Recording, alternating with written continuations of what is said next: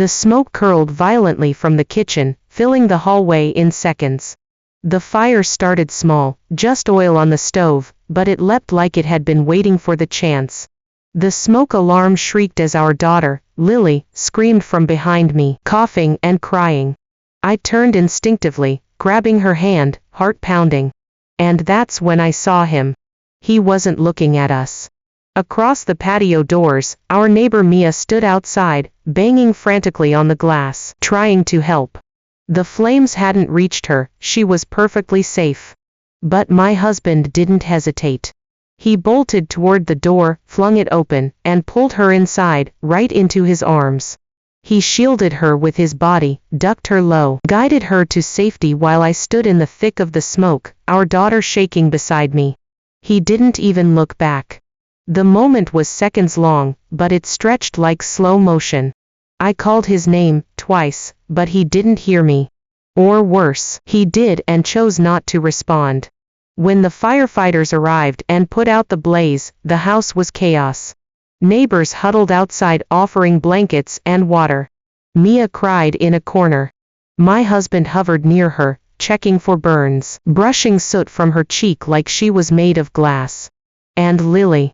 She sat on the curb beside me, her tiny hand still wrapped in mine, forgotten by her father. It wasn't the fire that burned me that night. It was the clarity. The unmistakable truth revealed not in words, but in reflex. When everything was on the line, his instinct was to protect her, not me. Not our child. Boy, I didn't scream. I didn't cry. But something inside me shifted, quiet and permanent. That was the moment my marriage died. After the fire was out and the house smelled like scorched wood and wet ash, we returned inside. The paramedics had checked everyone over. Lily was fine, just shaken. Mia had a minor scrape on her arm. My husband didn't stop hovering around her, guiding her to the couch like she was royalty returning from war. I bathed Lily, made her warm milk, held her until she drifted off in my lap.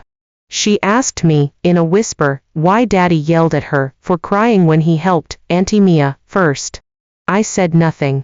Just brushed her hair from her face and kissed her forehead. Later that night, after everything calmed down, I confronted him. Why did you go to Mia first? I asked softly, not accusing, just wanting to understand.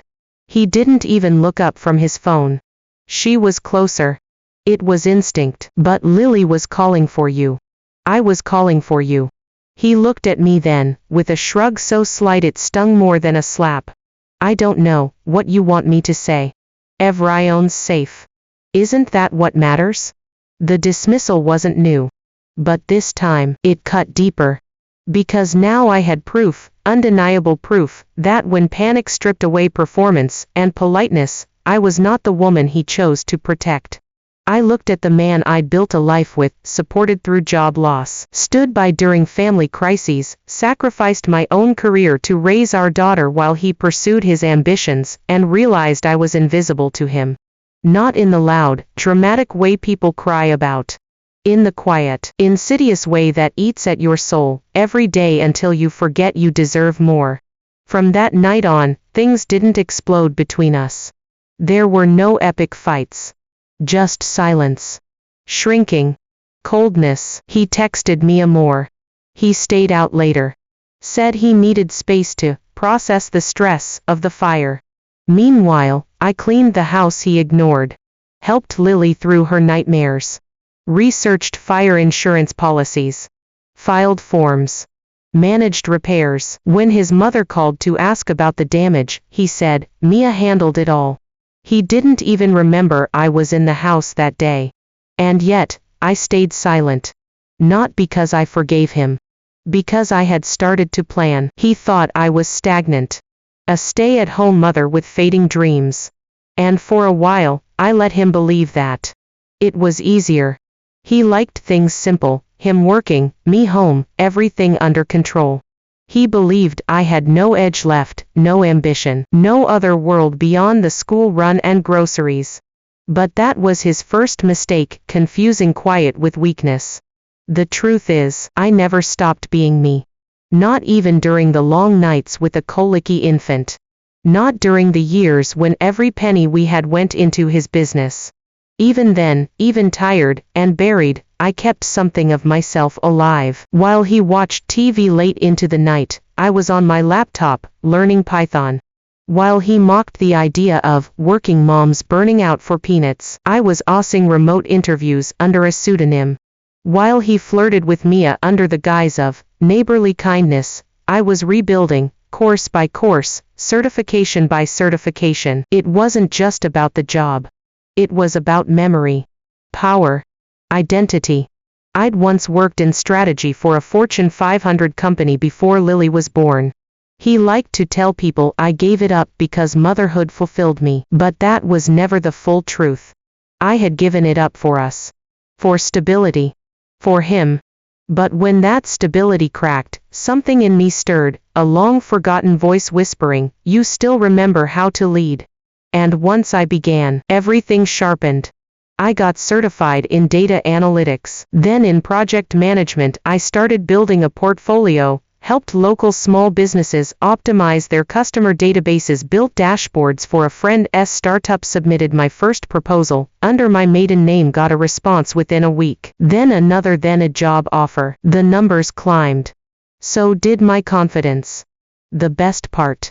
He didn't notice a thing. He still thought I spent my days folding laundry and watching reality shows. That was his second mistake, thinking I needed to announce my strength to have it. I wasn't preparing to leave because I was angry. I was preparing to leave because I remembered who I was. And soon, he would too. At first, my transformation existed in secret. Bank transfers into a personal account, emails with recruiters under a new alias, quiet job offers accepted with a steady hand. But soon, I began to feel the shift in the air. I no longer flinched when he raised his voice. I didn't tiptoe around his moods. When he spoke to me like I was a minor inconvenience, I gave him silence, not submission. He noticed. "You've been quiet lately," he said one morning, over cold toast he barely touched. "Busy," I replied. "A lot on my plate." He scoffed. "What, more laundry?" I smiled to myself and walked away. That was the last time I let him define what my life looked like. Meanwhile, his behavior became increasingly brazen. Mia began texting at night, her name lighting up his phone screen, unhidden. One afternoon, I overheard them laughing on the porch as I picked up Lily from school early. His arm was draped over the back of her chair, too casual, too familiar. I didn't interrupt. I stood across the street, unseen, watching from the shadows of a tree. Not as a jealous wife, but as a woman collecting final proof. The kind of moment you play on repeat later, not for heartbreak, but for motivation. Lily, perceptive beyond her years, started asking questions. "Why does Daddy always talk to Miss Mia now? Why don't you and Daddy laugh like that? Children don't need details to feel emotional neglect." She felt the divide long before I said a word. Then came the tipping point. Mia's husband filed for divorce and moved out. Quiet rumors swirled. Whispers of emotional affair turned into confirmed gossip. And still, my husband denied everything. "She's just going through a hard time. I'm being a friend." A friend who deleted text threads and silenced calls when I walked into the room. But this wasn't just about betrayal anymore. It became about legacy. About the story Lily would grow up absorbing about love, loyalty, and strength. Would she remember her mother as someone who shrank into sadness, or someone who refused to be second place? So I made decisions. I used my job offer as leverage and negotiated a full-time position with relocation options. I opened a new account under my own name, moved our savings into it, half of it legally mine. I contacted a lawyer recommended by my old mentor. I set everything in motion. He still didn't see it coming. That was his third mistake, believing I would never leave, simply because I hadn't yet. I didn't explode. I didn't confront him in public. There was no screaming match, no dramatic slaps, no teary ultimatums. That would have given him power, something I no longer intended to do. Instead, I planned. I hired a lawyer and prepared the paperwork in silence.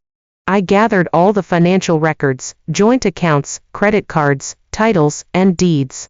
I took screenshots of the texts he left open, documented the long phone calls, and saved the days he worked late, but came home smelling like her perfume. I opened a P.O. box. Set up a separate phone line.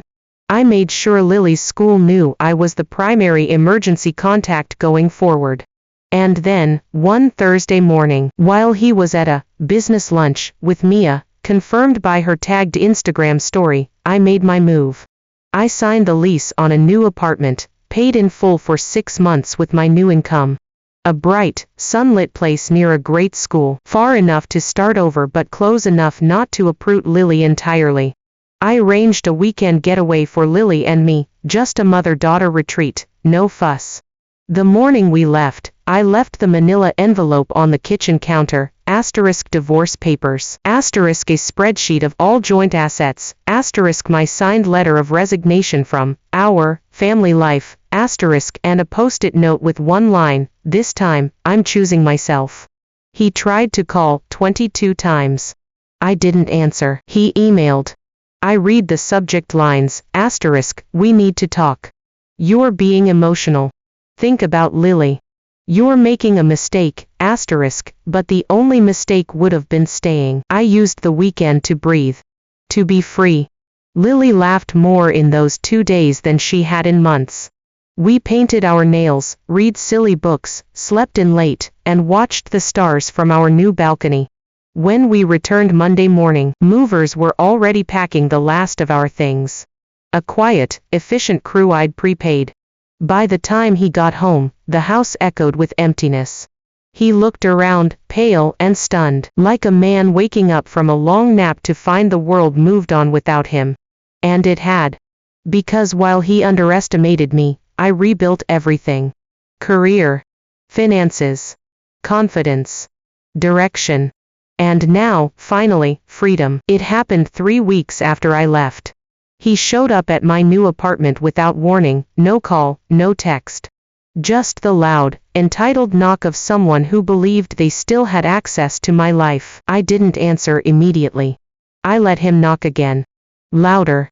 Then I opened the door, calm and composed. I wore a slate gray blouse and slacks from my new job. My hair was pinned back, no trace of the exhausted, invisible woman he used to ignore. His eyes scanned the apartment behind me. Sleek furniture. Color on the walls. Warm light. A space that looked like someone wanted to live here. "I just want to talk," he said, like this was still negotiable. I stepped out, closing the door behind me, so Lily wouldn't hear. "Go ahead," I said, voice even. "You're overreacting," he began. "There was never anything serious with Mia. You just left. Out of nowhere. You didn't even try to fix things." I tilted my head. "Did you try? When you ignored us after the fire? When you spent more time texting her than talking to your own daughter? When you let her be the priority in a moment meant to reveal your heart?" He shifted uncomfortably. "You're twisting everything.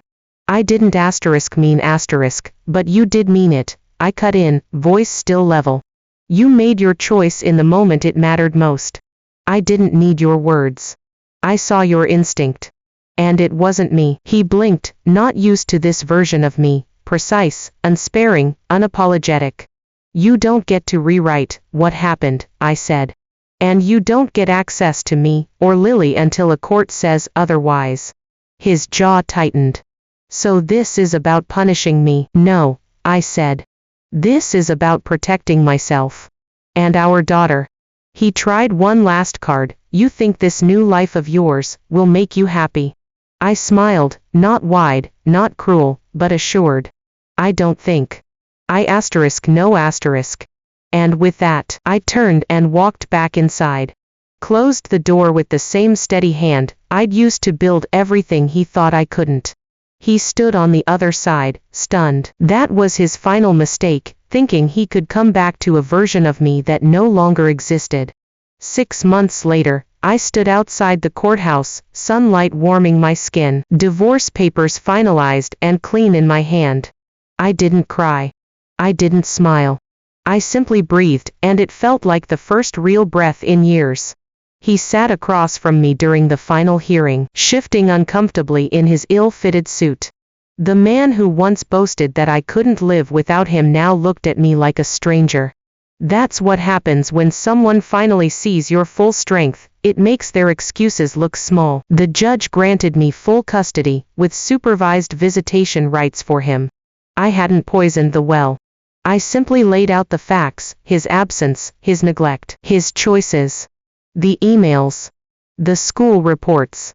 His signature on a rental agreement 1 block from Mia's new apartment. In the end, it wasn't vengeance that won. It was truth. It spoke for itself. I left the courtroom without looking back. That week, I gave my first presentation, in front of the executive board of my new company. I wasn't just a project manager anymore, I was leading a product team, overseeing a multi-region rollout. When I spoke, people listened. When I proposed ideas, they were implemented. Every time I opened my mouth, I remembered how I used to second-guess everything, because someone made me feel like my worth was tied to being agreeable and small. But now I filled rooms. And Lily. She blossomed. She no longer asked where Daddy was at dinner. She didn't flinch at raised voices, or feel the need to apologize for crying.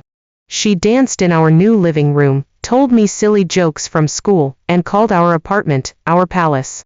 One day, while brushing her teeth, she looked at me through the mirror and said, "Mommy, you're not sad anymore."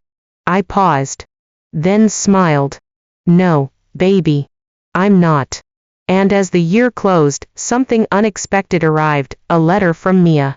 A short, typed note, apologizing. Saying she had no idea how deep his manipulation ran until she became the next woman on his back burner. That he'd started doing to her what he once did to me. I didn't respond, because vindication didn't come from her regret. It came from my rebirth. I didn't just leave a man. I reclaimed my time. My voice. My dignity. I turned a moment of betrayal into a blueprint for self-rescue.